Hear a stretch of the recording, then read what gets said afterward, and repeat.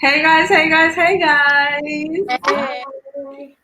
What's up, foodies? Thanks for joining us today.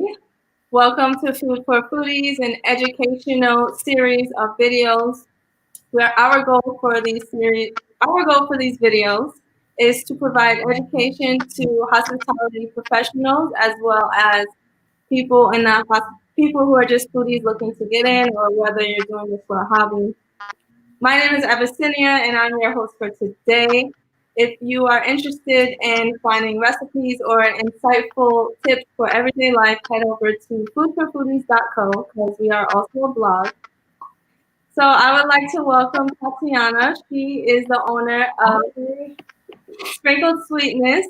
So she is a business owner, cake developer. She also is into pastry art. She does desserts, and she also is a teacher. So she is head of the Sprinkled Sweetness Academy. So she basically mentors young individuals who are already in the pastry arts sector or looking to get in there.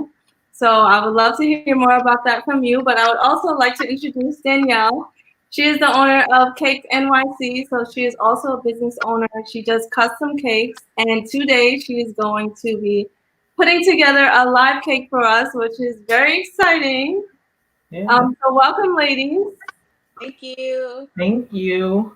Thanks for joining us, and thanks everyone for tuning in.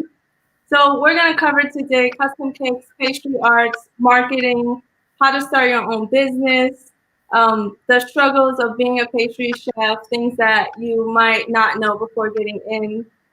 And we have these two lovely chefs to educate us on this topic. So let's get started. Yep. So Danielle, do you want to let us know what you're going to be doing during this segment? Okay, so I'm going to be stacking a cake, crumb coating it with some buttercream and decorating it with some buttercream rosettes and some flowers and a little fun surprise little banner that I have for the end. So I'll get started on that, I guess, so we can try it. Awesome. That sounds so intense. Like I wouldn't even know where to start with any of that. So I have here, obviously, my turntable. I have 4 baked red velvet cakes here. And I'm just going to go ahead and open them up. Actually, I'm going to put my gloves on.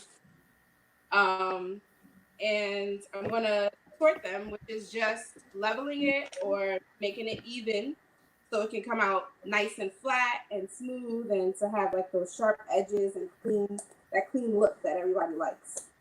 Awesome. So here, sorry, I have this cake. I don't know if you can see, but it's a little uneven, like unbalanced. So I'm just gonna cut it just so it can be flat across. Serrated knife, right? Yep, I'm just taking a serrated knife and I'm doing this. I'm eyeballing it. I guess it's easier for me that way. But they do have tools where you can like cut across and it'll give you the nice natural edge by itself. But for me, this is easier because it's less like it's not as fancy, I guess. Just get down to the nitty gritty of it. Is your cake frozen? Yes, my cake is actually frozen, and I find it much easier to decorate with cooled, and if not frozen, definitely cooled, because when it is warm and left at room temperature, it usually falls apart and is hard, a little just not hard to decorate, but doesn't make things go as quick, I guess. So yeah, that's that. Just cut it off, and it comes out. I have some parchment paper at the bottom, nice and even all the way around. So why do you use parchment paper at the bottom of your cakes? I use parchment at the bottom only because it helps prevent it from sticking the bottom of the pan. So around the sides of the pan, I just spray it with some Pam, and usually the cake draws in from the sides of the pan, so it's easy to slip out once you have the parchment on the bottom. Awesome. So I'm just try to quickly sort all of these. So while Danielle's making this cake, let's get to Tatiana because I saw that you posted on Instagram that you're giving away a cake for a grad. So do you want to share that information? I thought that was Sure. I'm actually giving 5 cakes away for graduation because I just feel like they got robbed of their graduation. Of course, um, everything that's going on with COVID-19 is terrible, but I do still feel for the grads. They worked really hard, and for like having their graduation snatched from them, like this is a milestone. That so many look forward to. And so I was just like, what can I do to help? And I was like, you know what, I can make, cakes and give away. And we actually have gotten outside of the entries because I'm allowing everyone to email me and like nominate their graduate with a picture. You just have to have a 2.7 GPA or higher. That's like the only requirement. And just kind of send me a letter bragging about your graduate. And me and my team are like going over it. The winners are going to be announced on the 2nd, and then we're doing our giveaway on the 6th. But yeah, we've received some donations, so we're going to be able to give away more prizes than just 5. We haven't figured out how many yet, but we definitely are going to get to bless more than 5 kids. That's awesome. So what would you guys say? Yes, we have a comment from Ashley. Great. Oh, thank you. So what would you guys say to someone who is looking to get into the pastry chef world, wanting to start a business? What tips would you offer them? So when I got into baking and cake decorating, it was really off a whim. So I guess I would have called it a hobby initially. I'd say to anyone starting any kind of business is to make sure whatever it is that you are starting a business about, you're passionate about. Because it's easy to say, yeah, I'm a business owner and I do this and I do that, but it's hard. It's difficult, and you are your own motivator. So you have to love what it is that you're putting out there so that you can continue to put it out there. Yeah, I agree. Yeah. What about you, Tatiana? Anyone looking to get into it, I would say go for it. When starting a business, I'm all for like getting out there, jumping, making the jump, but I'm also a very big advocate of learning from someone else. First, like people are good leaders because they're good followers. So you have to build a foundation from somewhere. So if you're looking to start a business, I would try to find a mentor, someone that's in your industry that in the industry that's doing well, or like, that kind of has a brand that looks like what you might want to model it after. I would not get into this blindly. You will end up wasting a lot of time and money if you don't know what it is to actually run a business and what the expenses and the taxes and the things can be. So I would definitely try to learn as much. If you can't find a mentor, you live somewhere where there's not tons of people that do this, I would do research. I would do something. Don't just kind of like, okay, I'm open. Learn as much as you can because it is really important. Yeah, This blindly, like I walked into it as, all right, I got this, but right. Years now, so this 6 years has taken me all this time to just learn basics, like to learn basics of business, period. I'm still in classes now, like taking classes to learn how to run my business. So get a mentor. Learn as much as you can. Yes.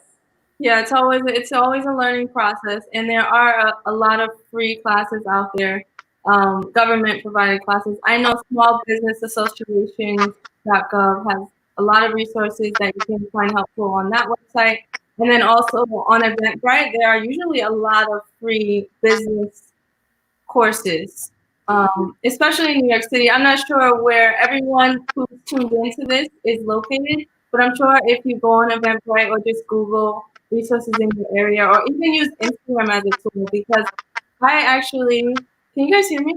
Mm-hmm. Okay. I actually met Danielle through a networking mixer. We were both vendors at an event, so that's Okay. how we met. And I thought her cakes were amazing, and it was just a coincidence that a month prior, my friend had ordered one of her cakes for her birthday. Oh wow. His birthday party, and I'm like, oh my god, this is such a beautiful cake. And then a month later, I meet Danielle, and she's showing me pictures of her work, and I was like, oh my god, you made the cake for our friend. That cake was Oh so wow.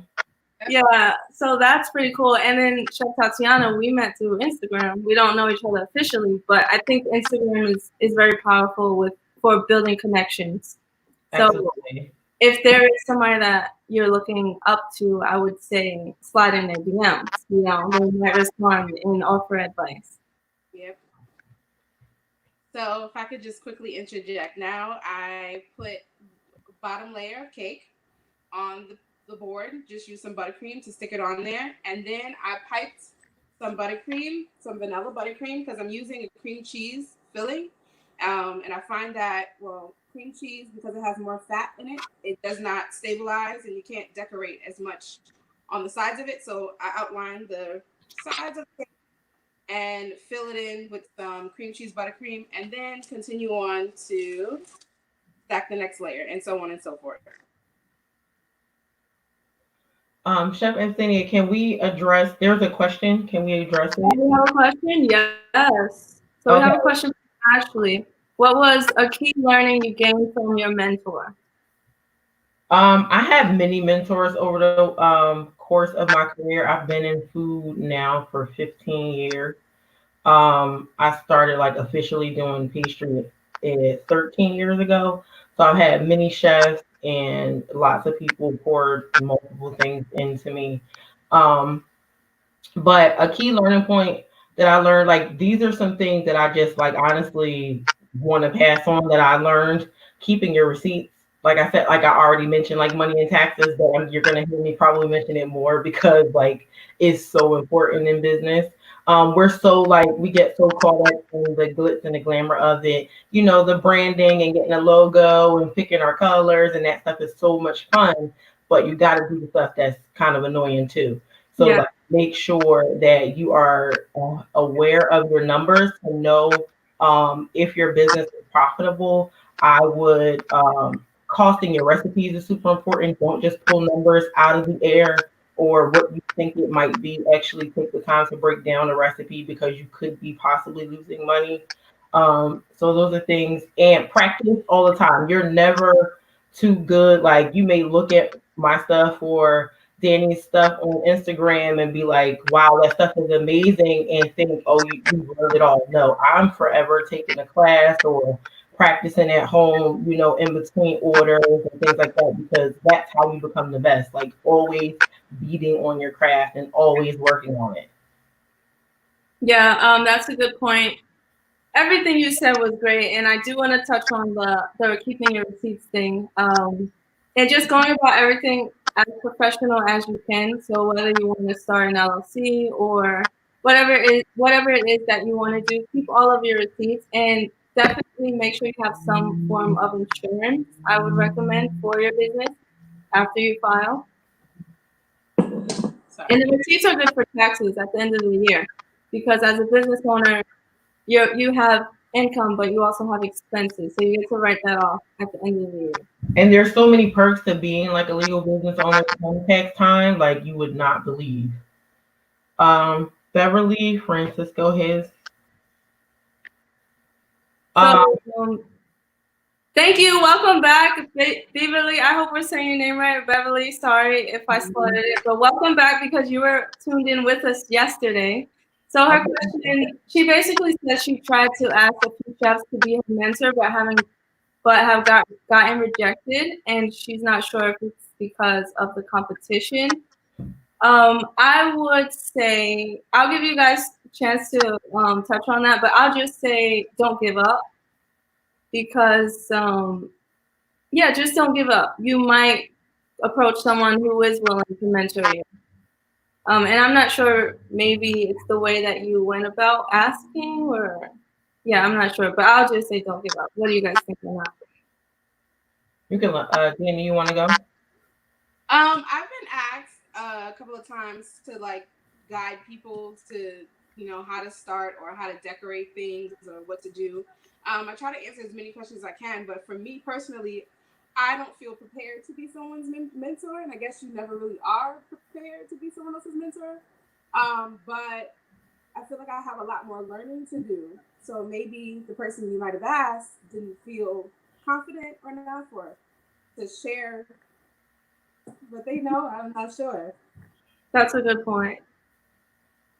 My point is a little bit more nefarious, because the reality of our industry is we can tend to be competitive.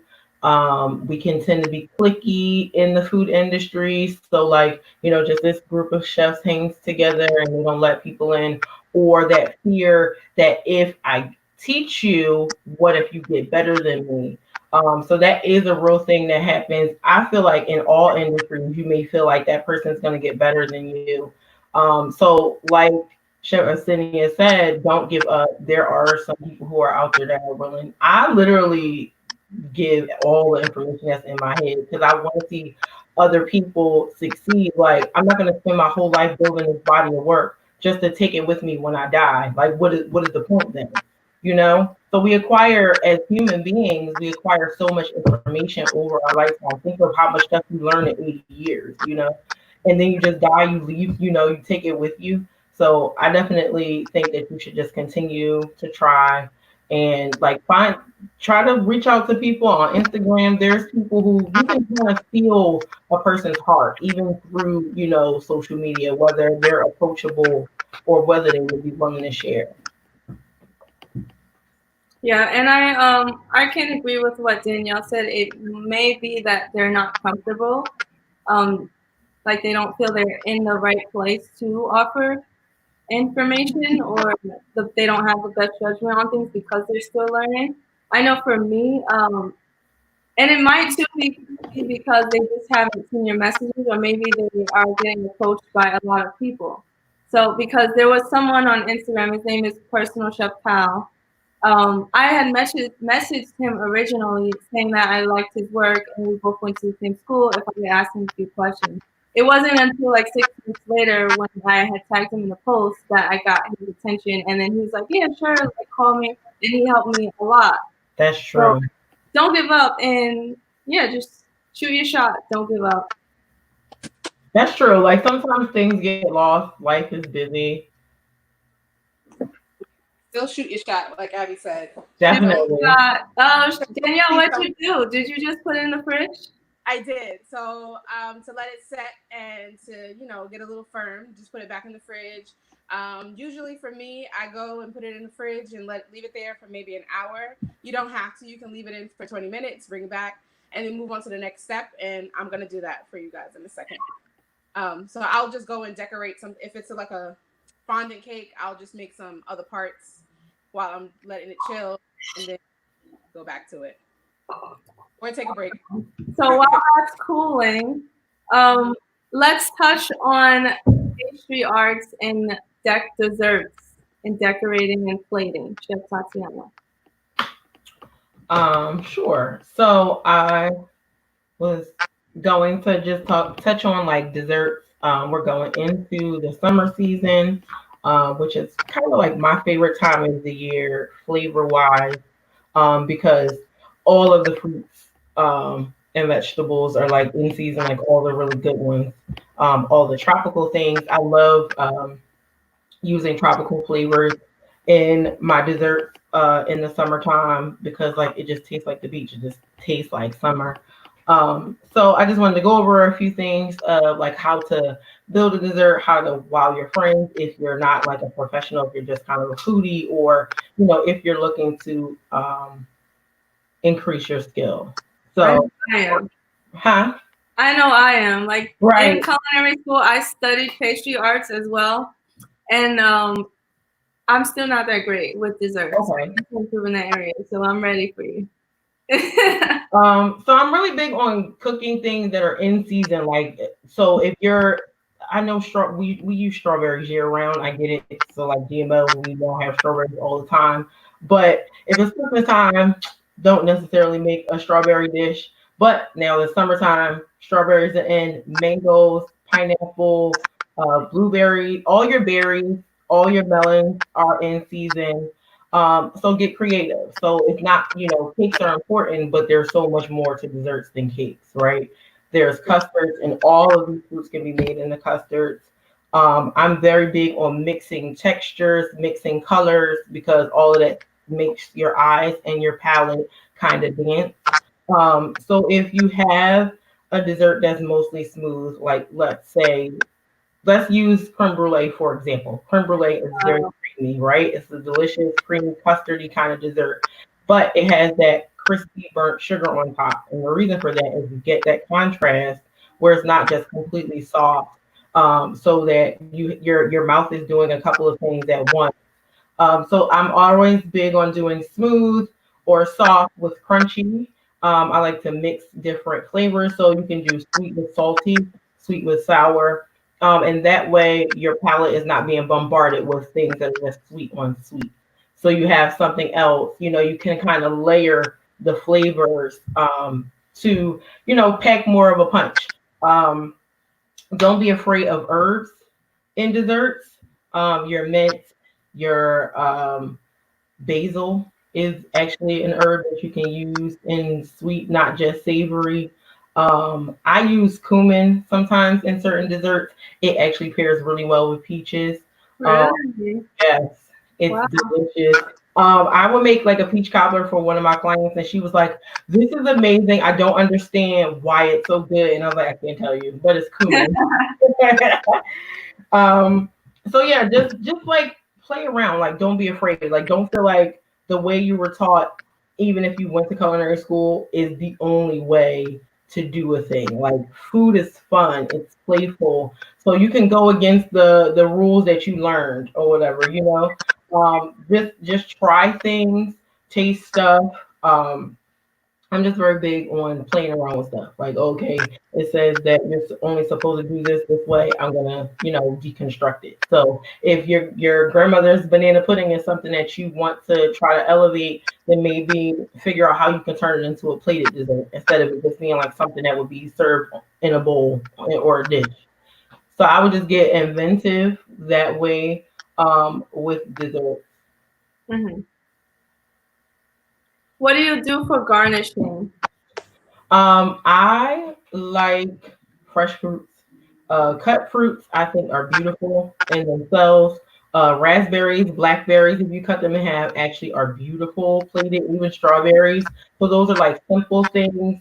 Your herbs, again, you can use, but me personally, as a rule of thumb, I don't garnish with something that's not in the dish. Yeah. So I don't put a mint leaf on a dessert if there's not mint in the dish. So I don't know if that's like a chef, like if that's a golden rule, but it's just my rule because where else is it? It's not anywhere else. And I know that like the green kind of brightens up the plate, but just for me, I don't use anything to garnish that's not in the plate. You can use citrus rinds. You can candy them, like curl them up. They're really nice. You can back to berries. You can actually sugar them. So if you made like a quick simple syrup, you could toss berries, cranberries, blueberries in the cooled. Make sure it's cooled simple syrup and just in some granulated sugar, and they're beautiful. Like they're just like quickly candied. So things like that, yeah. Um, If what else? you guys don't know what a simple syrup is, Oh, I'm sorry. it's is it 50-50? 50 Yep. parts sugar for 50 parts water, and that's basically it's like sugar water. I don't know if you guys ever drank sugar water as a kid, but it's basically that, but just thicker. So that's what Yeah, you just boil it. You just bring it to a boil till your sugars dissolve. Then you let it cool. You can once it cools, you can put it in like a glass jar, like a mason jar or something, and pop it in the fridge and just use it. You can sweeten your teas and coffees and make lemonade. You can literally use it for anything. cocktails. Usually that's what's behind every bar. They have simple syrup. Yeah. I don't, but a lot of bakers or decorators use simple syrup to moisten their cakes after. Oh yeah. Mm-hmm. Put a layer before they apply buttercream to let it soak in to make it more, moist. Why don't you? Because I feel like my cakes are moist enough. Me too. Oh my god, I don't use that, but yeah, I get it. I am not a pastry chef, but I did dabble in cakes, and I'm a self-taught. Like I've done a few fondant decorated cakes, and over time it graduated and they got nicer. But my first cake I did, it was for my grandmother's graduation. She was graduating with her master's or like a PhD or something, and then I did not put simple syrup on the cake. By the time it was time to serve, it was so dry. I had to simple syrup each piece. I was literally there with a squeeze bottle of simple syrup in each piece before I gave it out because I was like, yeah, no, cake is too dry. Oh my God. I have like so many cake bloopers over my career because I'm self-taught too. My degree is actually culinary. So Okay. my pastry career is like completely, self-taught and things that I've acquired over time. But I have had so many, like I've taken so many L's, chef. Yes, some terrible stuff. One of the things, since we're on the topic of dry cake, one of the number one causes of dry cake is over baking. It's not that you don't have enough moisture in the cake. It's not that you don't have enough butter or water or oil or milk or whatever you're using. Sometimes you're just baking the cake too long, and that's what's drying it out. Even when the cake looks nice and done on top, it still might just be a tad bit overbaked. Like Right. that, once it gets to that point, it's just like, that's it. And then you have if you're doing like baking in a deeper pan, like standard pans are like 2 inches deep, but they have ones that are 3 inches deep or even deeper, like a bundt pan. You're baking a pound cake. These bake longer, so you're gonna want to reduce your oven temperature, and then that way the cake gets the chance to bake slower, and then you don't end up drying it out or getting really dark around the edges. So what's the rule of thumb to testing a cake? Like I know, like some people say tap it, some do the toothpick method, but how do you know when it's actually done before taking it out? Because you don't want to take it out too early and then it drops. Right. Well, I definitely am a toothpick person. I use a skewer, but I go based off of sight and time. So I know, say if I'm baking a 6-inch cake, and I do use different heights of pans. So I use a 6-inch round that is 3 inches high. I use a 6-inch round that's 2 inches high, and they do bake at two different times. The 3-inch will bake longer than the 2-inch will bake. So if you look at it, especially in the center of the cake, it'll still look a little doughy if it's underdone or wet, right? Mm-hmm. As soon as it no longer looks wet to me, to my eye, I stick in the toothpick, and if it comes off a little, like maybe even a crumb, I take it out because it is still cooked while it's in. It's gonna carry over. Yep. Yeah. So how I test my cakes, I like to tap the top. So like I just press it. So a done cake is gonna spring back when you touch it. A cake that's not done is gonna leave an indent where your finger was. So like that's my no toothpick. I just touch them on the top, right in the middle, because the middle cooks last. So just right in the middle, a done cake will pop right back. And like Danny said, even if it gives me a slight indent, like a little tiny bit, I can pull it because there's carryover cooking. It's sitting in that hot pan. It's going to continue to cook. I did want to address this question from Ashley because cheesecake is my favorite dessert, and I feel like I am the best at it. I may not be, but I love cheesecake so much. So a few things.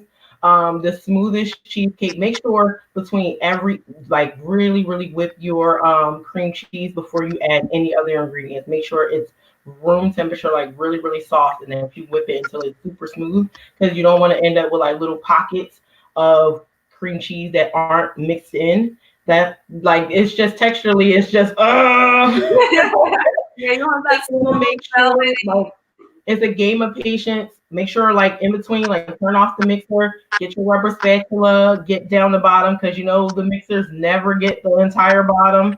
So you gotta scrape it. And then with cheesecake, you just want to mix it until the ingredients are incorporated and then you're done because you don't want to get it to where it kind of it breaks or it's tough. Like you want it to have that really smooth, you don't want it to be gritty at all. So you just want to mix it until it's incorporated and it's done. So a perfect cheesecake doesn't have any lumps. It's completely smooth. And I always bake my cheesecakes in a water bath. Yeah. This prevents them from cracking on top. So water bath is when you will put your cake, whatever size pan, if you're using spring form or a regular pan, inside of a larger pan with a small amount of water in it. And then you put the entire unit in the oven. And that is going to help it bake even. It's steaming. It's nice and cozy, and then you get that beautiful smooth top. Does it also help with moisture? It does. And what's the last thing I would say for cheese? It does help it stay moist. Actually, anything in the oven with water is gonna stay more moist. So like you're baking cupcakes, if you put a pan of water down the bottom with of your oven, the bottoms of your cupcakes will stay completely light. Like they won't darken. Like beautiful cupcakes if you just put a little bit, like a half an inch of water in a cake pan at the bottom of the oven. But for cheesecakes, and then like I don't know how long you're baking your cheesecake, what your recipe calls for, but it may tell you or may not to leave it in the oven after it's done. Like turn off the oven and just let it kind of cool in the oven. That's when it really that's I find the most perfect cheesecakes. You kind of just shut off the oven when they're done and just let them cool down naturally. And those are like the best cheesecakes. So those are kind of my tips for cheesecake. I don't know if you guys have anything. I agree with everything you said, honestly. Yeah, I don't have any tips for cheesecake because that's not at all my thing. Okay. Cheesecake is the bomb. Yeah, I haven't made any in a while, but in college I made bomb cheesecakes for my roommates and everyone. So she said, water keeps getting into the spring form. Oh, I don't like, honestly, I don't know. You guys, yeah. But I don't like spring form pans ever. Like it never works for me. Either the batter leaks out, like it's always something with the spring form, so I avoid them. And I just do the parchment paper at the bottom. If I know it's not a good pan and I don't want it to stick, I'll just use parchment paper at the bottom. But not for cheesecake. I don't do my spring form, my cheesecakes in spring form, but if you are, maybe you could do plastic wrap and then foil. Maybe that'll keep it because like the plastic might help keep the moisture out. But you can honestly bake a cheesecake in a regular cake pan. It will come out. Just make sure you can line it with parchment. That'll ensure that it pops out. But if you don't, you can just like spray it really good. Once it's set, it's nice and cold. If you set it in a little bit of hot water really quick, it just loosens it up. It pops straight out like a regular cake. Do you use spring form pans, Danielle? No, not at all. I don't like them. They're a pain in the neck, really. Yeah, with batter that it'll get stuck underneath the actual spring part. It's a hassle. It's more of a hassle than it is a benefit. Yeah, I've never figured it out. I just gave up on that. I don't even bake that much, and I'm just like, So let's move. Is there anything else you want to touch on with like the actual cooking process before we move on to like the baking and marketing side of it? Cooking, you said? Like the actual in the kitchen, hands-on pastry chef experience, like. No, like Chef Tatiana said, I would just play, like have fun. It's you learn recipes and you get you get your foundation and you start exploring and discovering things that make you part of like what you are, your brand, and what you might be known for or things like that. When I started, I just came across some recipes, I tried them, and then I flipped them and made them what I feel like is better. So just play and have fun with it. That's a good point that Danny just brought up, taking a recipe and changing it, because recipes are not written in stone. So it's just a guideline, basically, So you may find something online, but you don't feel like it's sweet enough. Add a half a cup of sugar. Like, just see. And that may, improve it. If you feel like it was too dry, maybe cut back a quarter cup of flour. So don't ever feel like it's exact, like it has to be that exact measurement. If when you bake the thing, you feel like something's off, you may be able to adjust it. So if you're baking cookies, let's say, and the cookies spread too much, there's too much butter, not enough flour. So that's why that happens. If they don't spread at all, then there's more flour than butter. So you have to figure out that perfect kind of blend of fat to flour ratio to get the cookie. But that's kind of um, one of the things that I would say is that you don't have to. You can always play around with it, and just like small increments, a quarter cup for most recipes is not going to kill it. The recipes that are the most sensitive, I would feel like, are like your chiffon cakes or like angel cakes, things that have to have egg whites or souffles, things that But like a regular cake or cookie, most of those are pretty flexible and they allow for that kind of movement. So if you feel like your cake was too dense or something like that, you may be able to just cut back on the flour and get it perfect. So don't feel like a recipe has to be thrown away because it wasn't perfect at once. I have my sugar cookie recipe. I literally have been tweaking for years. And I may learn a thing tomorrow that makes me go back and improve on it again. My cheesecake recipe I've had for at least 8 years, and I literally just came across a thing that improved it last year. So you can always go back to the drawing board or improve on things as you learn. And you can always start small. You don't have to make a big old batch of whatever it is. You start small, test that batch, and then once you find what it is that you like and the balance that you like, then you go ahead and double or triple the batter and do what you need to do with it from there. You don't have to start huge and then you gotta, oh, I got all these cookies or I got this whole batter and now it's trash. Just start small. Start very small. Speaking of large batch cooking, how easily do desserts freeze? Like, what can you freeze? What can you not freeze? Well, for me, because I'm not a whole pastry chef. I'm not into like plated desserts. Well, I shouldn't say I'm not into it, but that's not my niche. So for me, I can freeze all of my things. Cake, bake a cake, put it in the freezer. It'll last depending on the cake. For me, I'll only leave it in for about 3 weeks. And then at that 3 weeks time, that's not a cake that's being sold. That's a cake that I'm being used to maybe play or something. Cupcakes, I'd say 2 weeks. You can freeze it for up to longer, but that's when the cake starts to get like dry or not as tasty, I guess. Can you freeze batters and You can. buttercreams and like pastry cream? Can you even freeze pastry cream? I wouldn't recommend freezing pastry cream or buttercream, me personally. Now, the reason why is because I feel like moisture gets introduced to it and then it changes the consistency of it. Does that make sense? Mm-hmm. So like, yeah. I freeze buttercream, but usually when I freeze buttercream, it's because I'm saving it and I'm playing with it. So Right. See, yeah, okay. So it slightly changes the consistency, but once I re-whip it, it's malleable and you can use Right. it. Okay.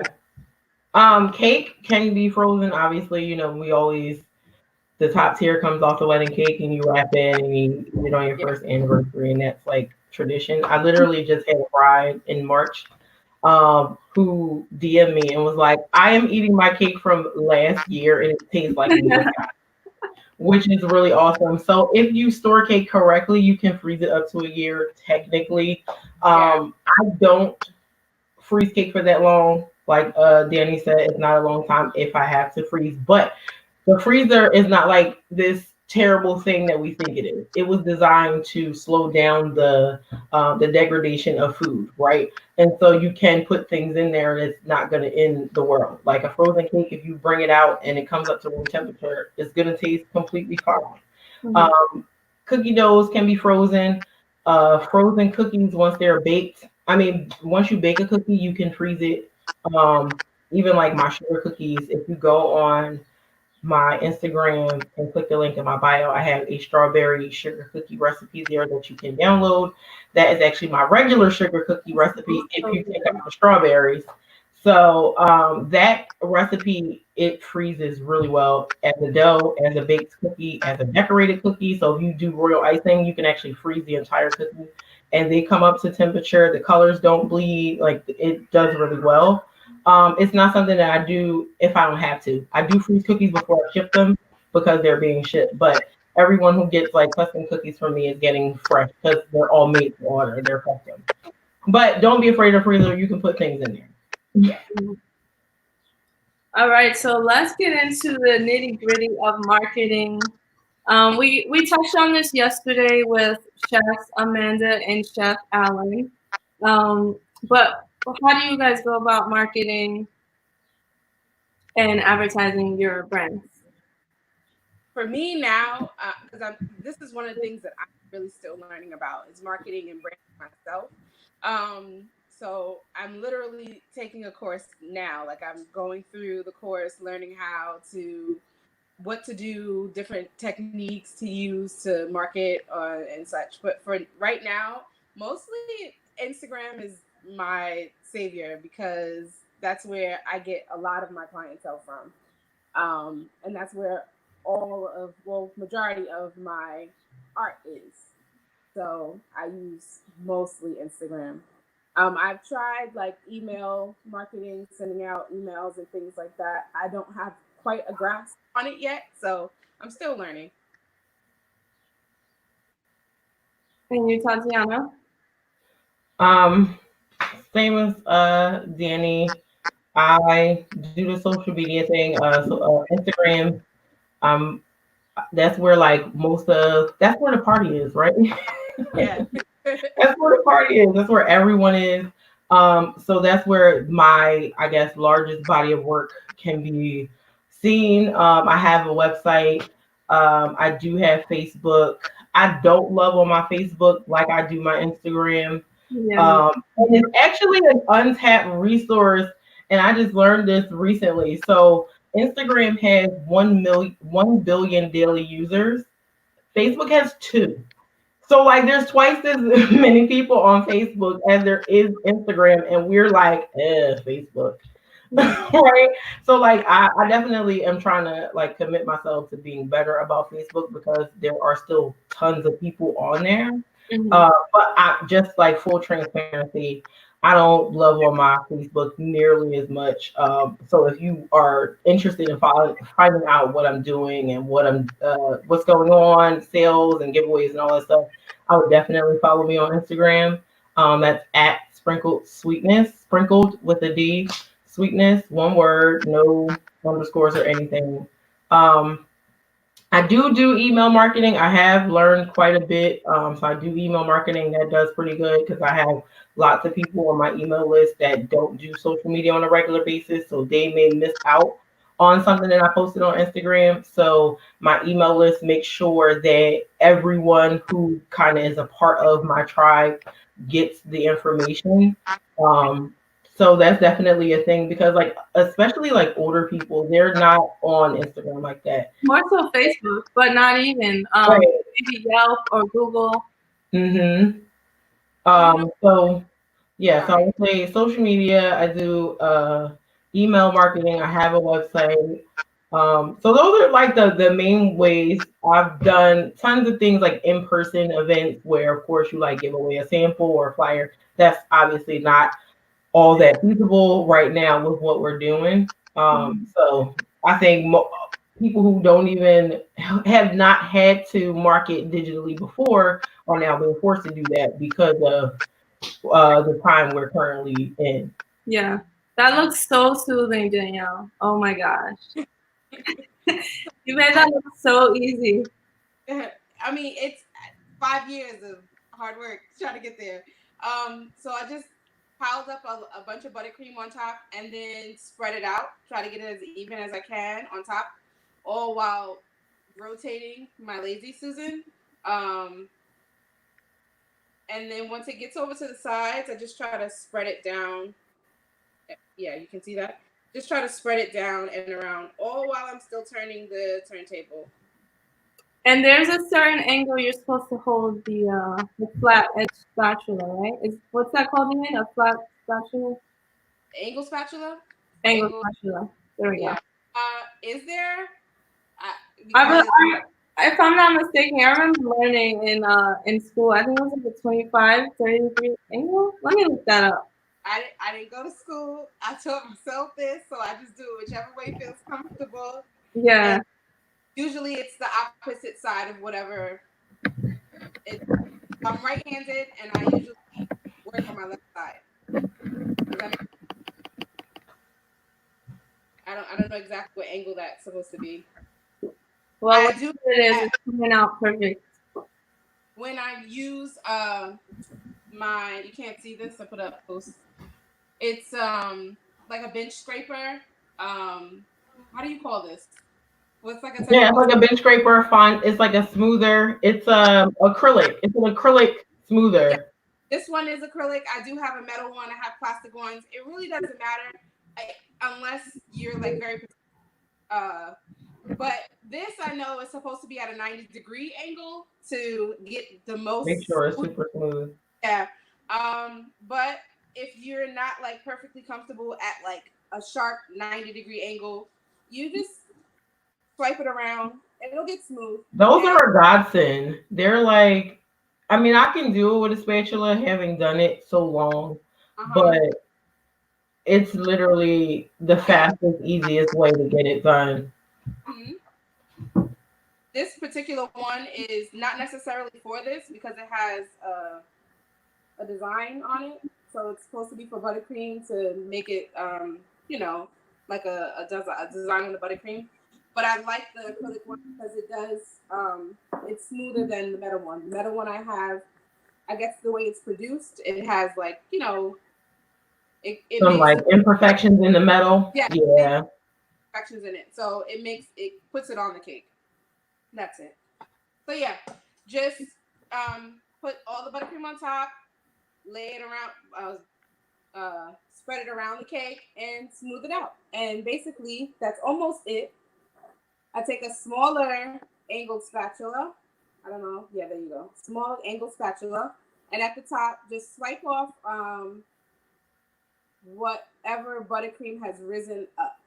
So when you use this, the bench scraper, it usually forces some buttercream up around the cake. So I just wipe it off. It doesn't have to be perfect for me because, again, I'll do this again, covering the cake again. Which kind of looks like it's leaning a little bit, but I'm going to have to fix that later. And just wipe it off as you go around.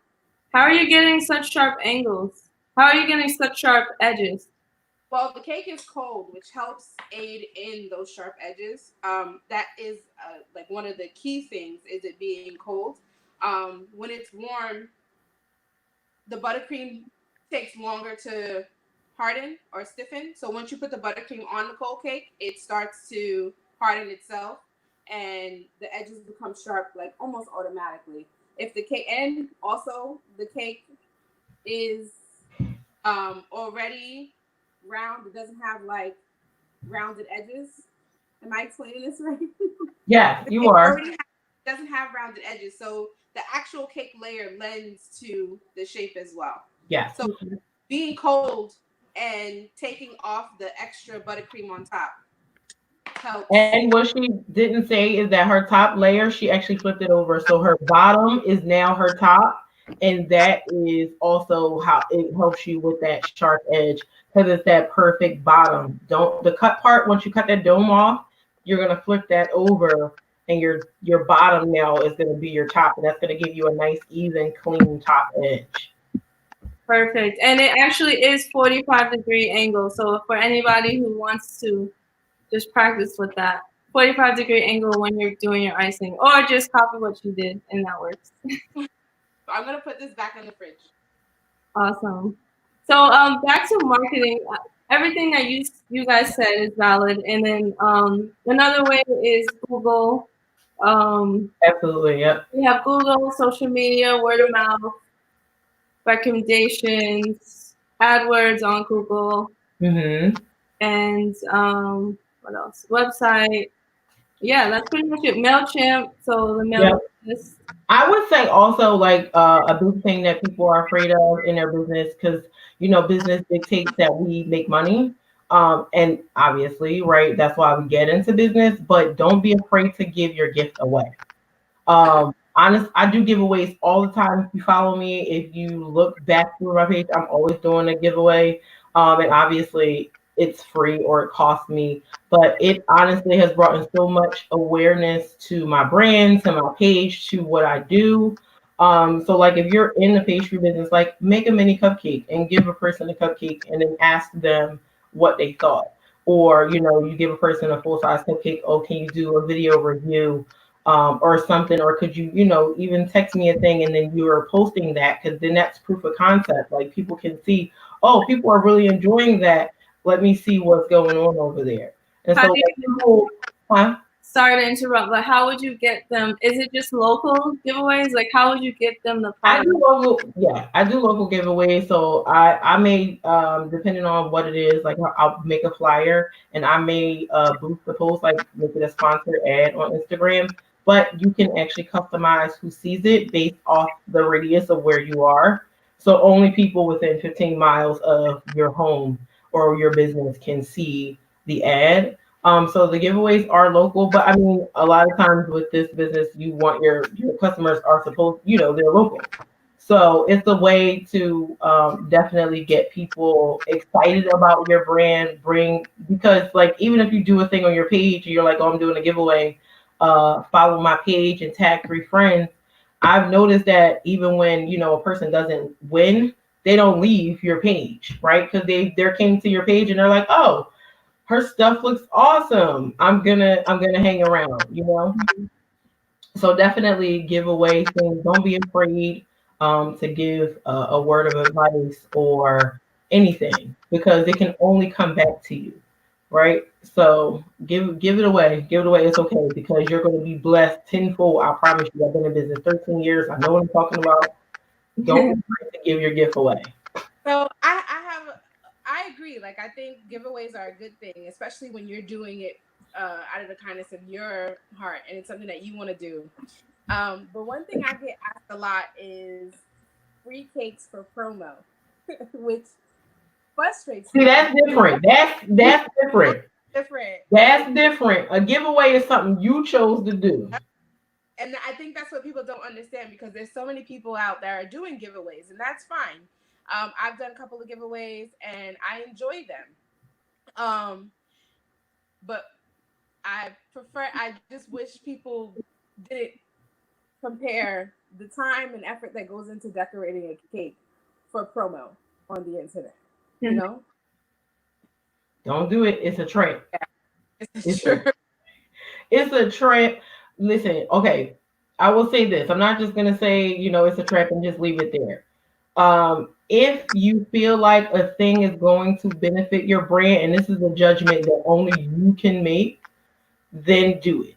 Yeah. Okay. So if you feel like the exchange is of equal value, or you feel like it's going to benefit you to do this cake or do this thing, then by all means. But if you feel like, because kind of you can feel it in your spirit, right? When a person is asking you, you about to say yes, but you already feel like, no, I don't want to do this. You got to listen to that, right? And if you feel like I'm gonna feel like I got the short end of the stick at the end of this exchange, it's enough. Yeah, basically, is it worth your time? Because time is money. Yep. Absolutely. So you just gotta make that judgment of whether a thing, and I can give examples. I definitely have one influencer who I do her birthday cake every year.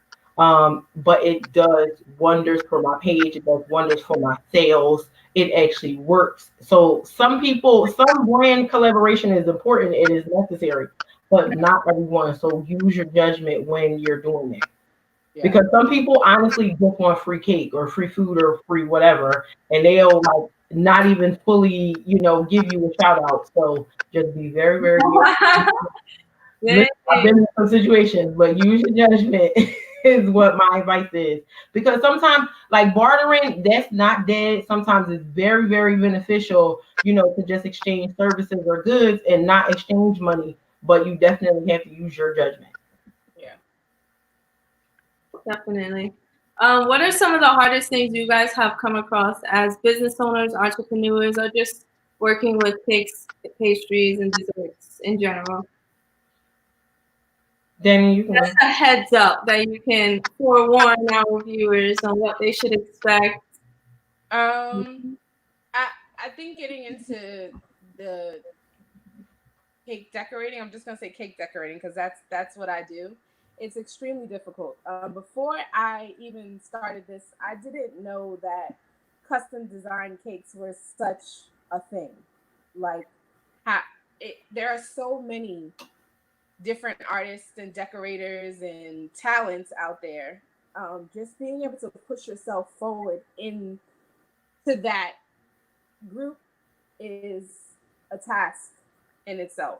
So you have to come with creativity, um, personalization, something that says, this is what I do, this is what I can do, and this is why, basically, this is why I have this brand, or this is what my brand is, and this is what will set me apart, or what does set me apart from everyone else.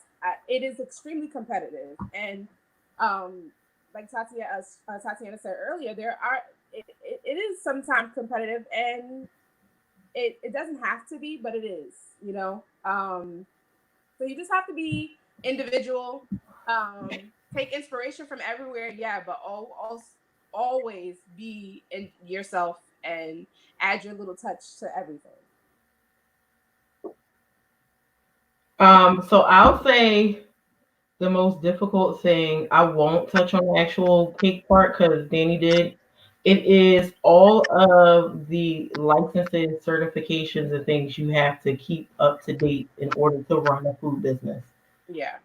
It's quite an expense, and a lot of people are not ready to think, oh, I can just make cakes and post it on Instagram, and you can. Most people won't get caught, but if you want to be taken serious, if you want to get into the big venues, like you can't take a cake into a. If you want everybody who gets into cakes, the creme de la creme is weddings, right? So that's the top notch of all the events that needs a cake is a wedding. If a person's having their wedding at a country club or a certain catering halls, if you don't have insurance, you can't make a cake for that venue. And so it's definitely more than making a cake pretty and posting it on Instagram. If you really want to expand, you really want to be taken serious as a business. So I would say, keeping up with your food safety and your business insurance, your food insurance, because those are two different insurances, all of these things. That stuff is definitely, when you do vending events, you have to have a different coverage and you have to pay for vending. So I'm always talking about the money and expenses because it's not talked about enough. And running a food business is different than if you were making bracelets or something because you can potentially hurt someone. And so that is why there are so many regulations and things around food. Now, there's definitely less regulations around pastry because technically, once you bake a cake, it's shelf stable. You can leave it on the countertop and you can eat it like that. So that's why you're allowed to do it out of your house under the cottage law in most states. But there's still some mandation and some regulation. So I would say that's one of the most difficult things. And definitely getting out there is hard. You think that, oh, I'm going to post this pretty cake and I'm going to have 10,000 followers tomorrow. It's a long game. You got to stick in it, stay in it for the long run. Long game. Patience is a virtue and everything takes time. Yep. One thing that we did not touch on that I do want to touch on very quickly before we end this segment is pricing, because I know that is extremely important. And everyone always wonders, even in the chef world, culinary arts world, the side of pastries, anything that you're doing, everybody always wonders how much I should charge. What should I charge my clients? How much am I worth? What is the value of the service that I'm offering? So what would you guys say in regards to pricing? Pricing is learning. You have to use a lot of learning into it. When I first started pricing, it was one of those on the whim. Again, I taught myself, so I was teaching myself. I was pricing just from the air, right? And then I started pricing by the slice, which did not work for me. Now, then I started writing down each step that it took for me to make a cake. So the amount of time that it took me to bake a cake, the amount of time it took me to crumb coat a cake, the amount of time it took me to wrap a flower in some floral tape, the amount of time, just every little detail, I wrote down the amount of time that it took me. And I began to pay myself $10 an hour. And I had to add that to cost of what the materials, how much the material costs. So flour, how much a cup of flour for this order costs. And you have to find out from your bag of flour, how much your bag of flour is $10. How many cups of flour are in that one bag? How much does that one cup cost? It's literally down to the nitty gritty. You have to know your numbers. You have to know what you've paid for something and what you are, how much of that product are you putting into that one order. So you have to, one, count your time, make sure you know how long it takes you to do one thing. Like crumb coating that cake, I'd say took me, what, if I wasn't chatting with you guys, 20 minutes. So I would write that down. Or put it, if I'm giving someone a quote, I usually, yes, my average time on crumb coating the cake, you get charged for that 20 minutes. You understand what I'm saying? Mm-hmm. And then adding all the details. It depends. If you get in a super custom design cake, every little detail that you want on that cake, you are getting charged for. And then adding profit. So yeah, you have to make sure that you know your numbers of whatever, all the ingredients that you have. And sometimes things fluctuate. So one day, take vanilla, for example. Vanilla is the pits in this industry. So when I first started, vanilla, a 16-ounce bottle of vanilla was $10, pure vanilla. Now, a 16-ounce bottle of pure vanilla is $39. So we have to consume those costs. And if you want a custom design cake, so do you. You know? Mm-hmm. So as the designer or the business person, you have to know that those changes are going to be there and you have to adapt to that. Makes sense. Yeah. What about you, Chef Tatiana? So Danny brought up some very good points. Like what she broke down is basically how you cost any recipe.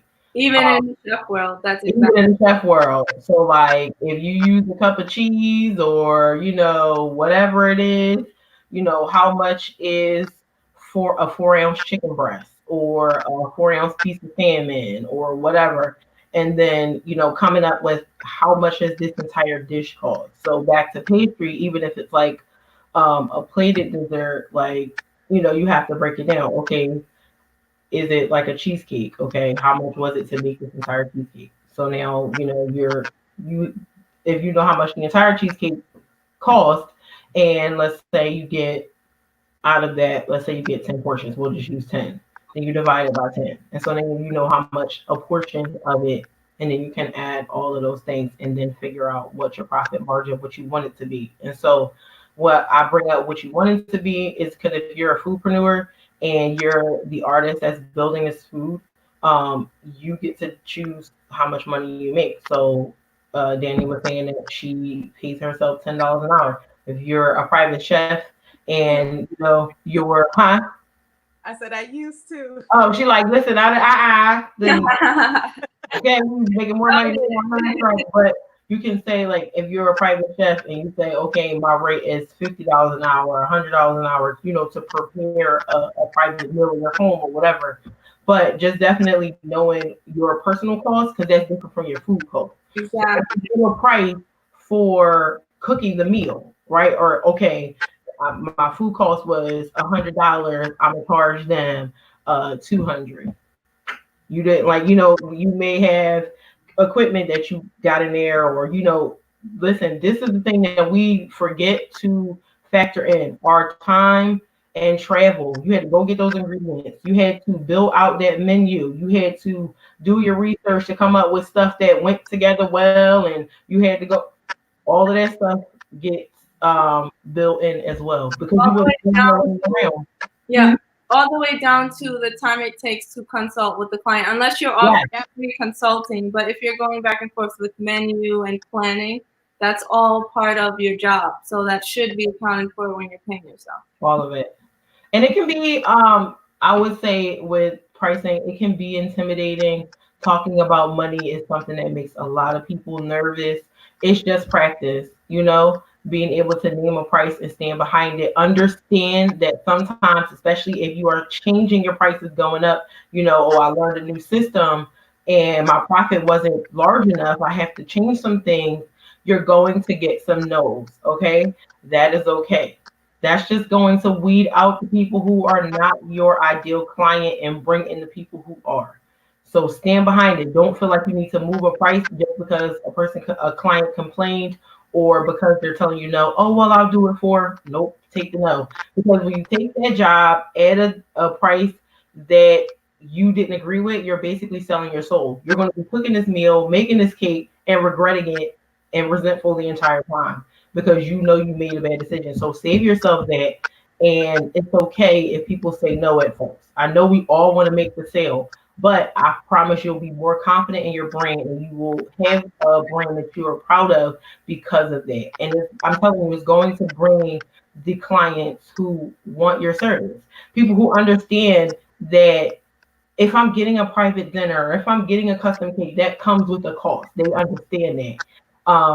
For me, I always say that my ideal client is a person who enjoys entertainment, luxury, travel, that kind of stuff, because they understand the cost that go with that kind of stuff. So you got people who are flying around, taking lavish vacations, and going out to eat, spending $200 on a dinner like it's nothing. You know that person understands that what you do is valuable and they're willing to pay for it. Just to touch on what you said, Chef Tatiana, so you do want to break down all of your time and all of the expenses, and at the same time, you don't want to overcharge. So know your value and know what you're offering. Don't overcharge.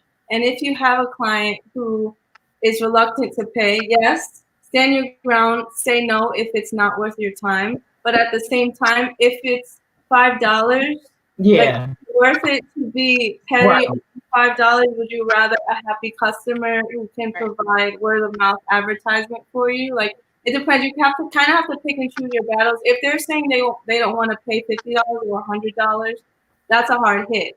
If they're asking you for a discounted price of like 5%, 10%, which only comes up to like $10, $20, then Right. it's worth it to take it. Just say, okay, I understand that this is what you're looking for. I can offer you this kind of promo code. And, just maybe go about it that way. I can But you know what? That's like, again, using your judgment to figure out if the thing benefits you. It just goes back to that. So sometimes, like, I've taken cakes for, maybe a little bit less money, but I knew that the cake was going to do really well for my portfolio. And so I would have another great photo that's going to bring in more sales once people see this thing.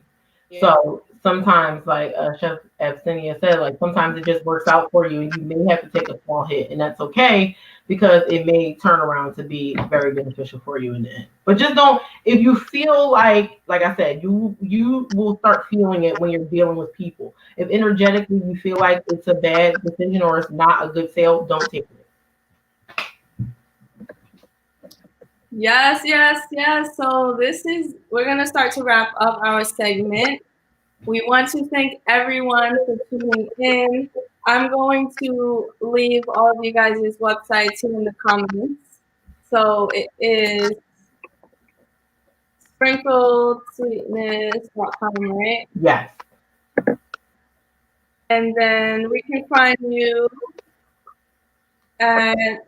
should I do at Cake NYC? Yes. Or Instagram, or just Cake NYC?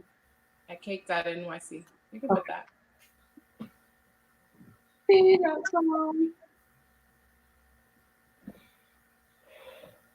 Wait, I should do at cake.nyc. Just that, or I should do cake.nyc. Okay. Yeah. And then if you guys want any recipes, check out foodforfoodies.co. You can find some cool recipes on there. And then just some insightful advice for everyday life, like healthy eating, keto meals, all the things of that nature. So thank you guys again for joining us. We want to give a thank you to our sponsors. We have a raffle that we're giving away some gifts. So we have a photography class that we're giving away. Oh, that's awesome. 4 slots in a cannabis cooking 101 with Chef Amanda, who was featured on Netflix, Cooking with Cannabis.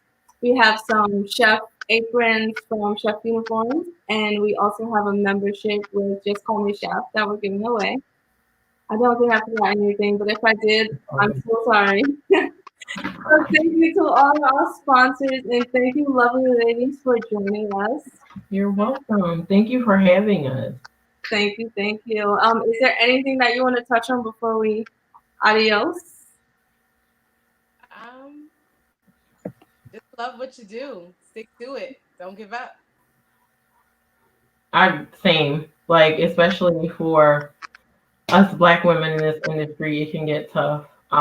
But it's so worth it. Like, I've taken some hits in the industry, but there's nothing I would rather be doing. And we are needed in this industry. Representation is important, so we just gotta keep going. And keep learning, keep collaborating with each other, and not competing because we're all we have. So we just got to stick together, you know. So I would definitely say that, like, if it gets rough, business gets rough, the kitchen gets rough, like all things. Especially now, we're all going through it, so tough. Just hang in there. Buckle down and do some of the things that you want to do. Honestly, most people have a lot of time right now. Yeah. It's a good opportunity to get started on whatever it is that you feel passionate about. Definitely. So yeah, that's all we have for you guys. Stay safe, stay well, stay blessed. You too. Tomorrow we'll be back discussing food blogging and food writing. So tune in with us, and we'll see you guys later. See ya. Bye. Bye. Oh, ladies, don't hang up. Oh, sure. I'm here.